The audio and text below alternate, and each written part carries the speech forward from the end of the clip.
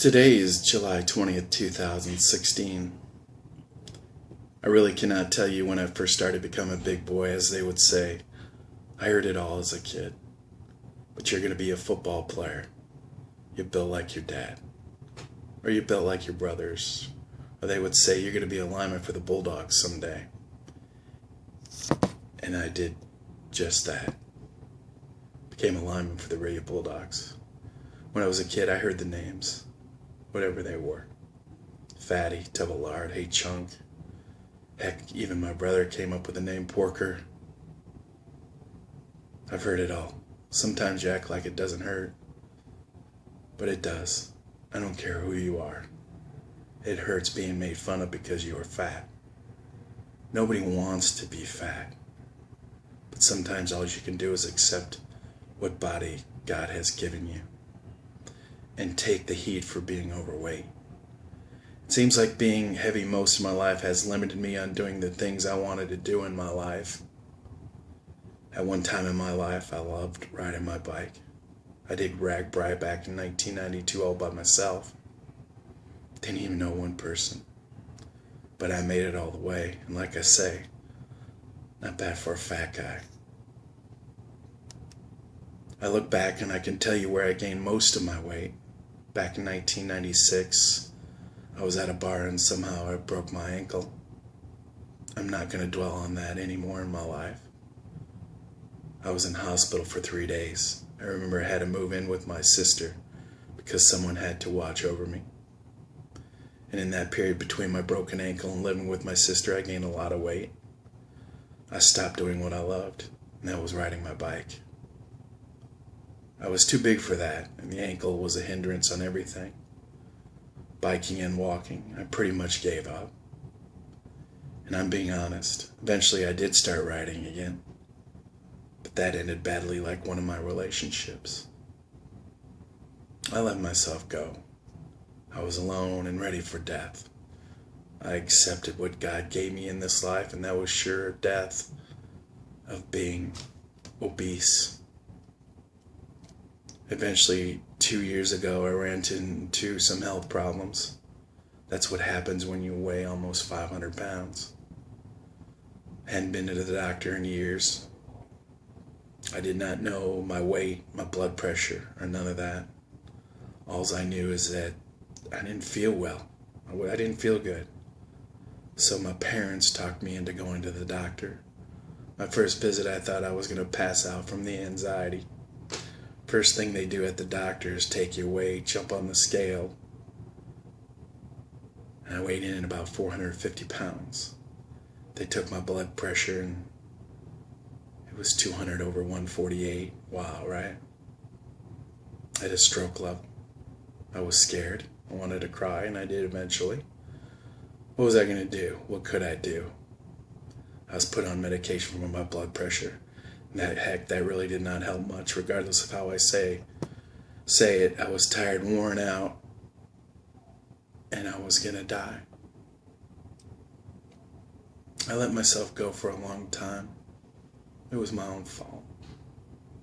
I was thinking maybe Jesus would come get me when I was in bed asleep and take me away from this nightmare. He never did. I really cannot tell anyone what changed my thinking. Wish I knew, because if I knew, I would be rich. One night after a Bulldog football game in Array in my school, I graduated in 1988. I walked by the trophy case and saw the state trophy we won in '86 in football. We were runner-ups, and that story is for another day. But I took the trophy out, had a picture taken with the trophy with one of my classmates who was on the team. That same night it was posted on Facebook, and I saw what I looked like. Camera doesn't lie. Just like the scale, I told myself I needed to change my ways, or death was certain for me soon, and I knew this. But I really didn't do much on my part to change it. I remember I was at work one day, I got a dizzy spell, and so I called the clinic here in town, made a doctor's visit. They told me to come in right away, so I did, and I was scared. It was downpouring that day, I remember it. It went along with the way I was thinking about my life at the time. Thank God for the rain. Nobody could see me crying. I waited a little bit and they called my name and I had to do what every fat person hates doing. And that's stepping on the scale. I weighed 440 pounds.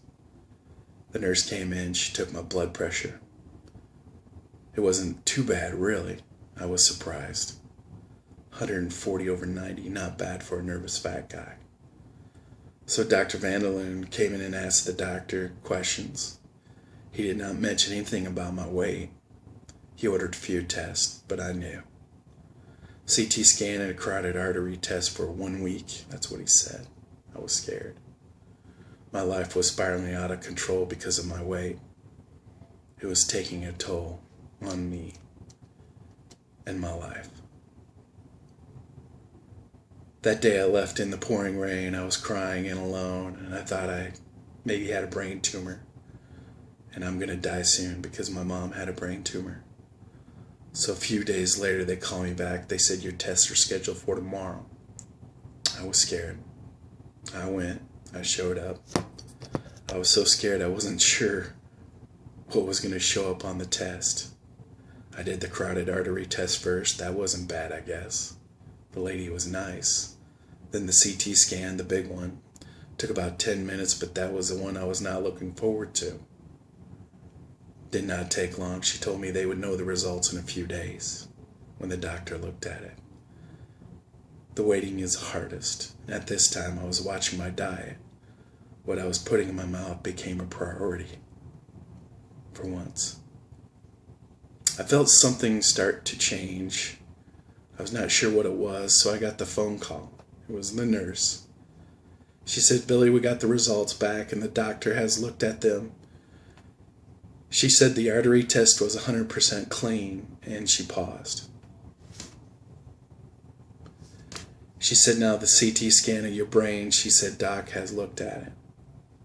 I was thinking the worst. "And we find nothing that shows us that anything is wrong with your brain or your head." Wow, I said, God is awesome.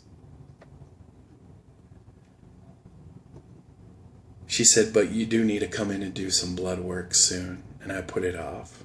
But eventually, after seeing 440 pounds last month, a month and a half earlier, I had put the work in. I changed my diet, stopped eating fast food, and started walking about a half mile a day.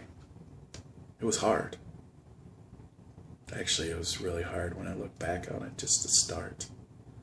I went to the doctor that afternoon to get weighed and have a few skin tags removed. I had blood work done that morning. They were going to tell me the results that afternoon. And of course, the dreaded scale trick was looking at me in the face. I jumped on it. Oh my, I was down to about 399 pounds. I'm in the threes now. I couldn't believe it. I'd lost about 40 pounds that first month. The doctor came in and we talked about my blood work. He said, "I looked at your blood work. It looks pretty amazing, Bill." My cholesterol was at 180. Average for a man my age is 200. So I was way below average on that. How about that? At the time, my blood sugar fasting was a little above average, but he said, "I see that you've lost some weight." I laughed. I said, "Yeah, a little." He said, "Keep up what you're doing and I'll see you soon." So here I am, July 20th, 2016, telling you how hard it is to be fat. It is hard. I don't care who you are, fat is horrible. It limits your life, and sometimes the chains just get too hard to carry around, and you want to give up, you want to quit. So this is a reminder for me to look back on the days when I want to stop and I want to give up and go back to the way I used to live. I can't go back to the person I was. I left him a long time ago. My last doctor visit was disappointing on the scale. I'd only lost 10 pounds. But hey, it's better than going the other way, right? My blood pressure at the time was 125 over 80. Not bad for someone who 2 years ago was 200 over 148. Man, I had turned my health around. No more medication for high blood pressure. But if I go back, it's going to go back up. So I tell myself never give up. Remember when I told you I was walking maybe a half mile a day? Well, since May, I have logged about 150 miles of walking. I walk about 3 to 4 miles a day now. If I'm tired, I rest. When I'm not tired, I walk. Do I have a long way to go? Sure I do. But it's one day at a time for me. Take nothing for granted. Take no one for granted. And always put Jesus and God first in your life. Always remember that. I kept telling Jesus my life is over, and he would always say, no, it's not over. I'm never going to find true love. He would say, be patient, Pizzoni. I'm not a patient person. Well, now it's all up to me on where this goes. Patience is a key now. Rest if I must, but I will not quit. You know, I look back on that picture of me with the trophy in my hand and realize that the words are in my case. The words of a picture is worth 1,000 words, or in my case, almost 500 pounds. Change, it is hard for all of us, for me especially. Now I have to come to realize it's not about the reading on the scale, it's about my health, how far I've come. And realizing when you have both feet in the grave, it doesn't mean it's over. It means you need change. Change your mind and change your thought. And always put Jesus and God first in your life.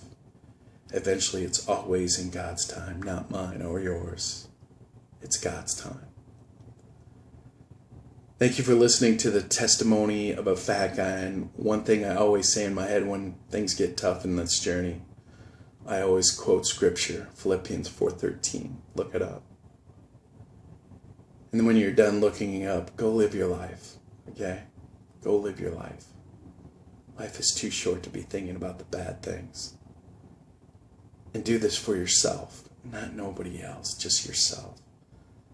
After all, being fat is hard, but change is harder. Rest if you must, but never give up. Hashtag not bad for a fat guy. P.S. By the way, I'm not alone anymore. Thanks, Molly.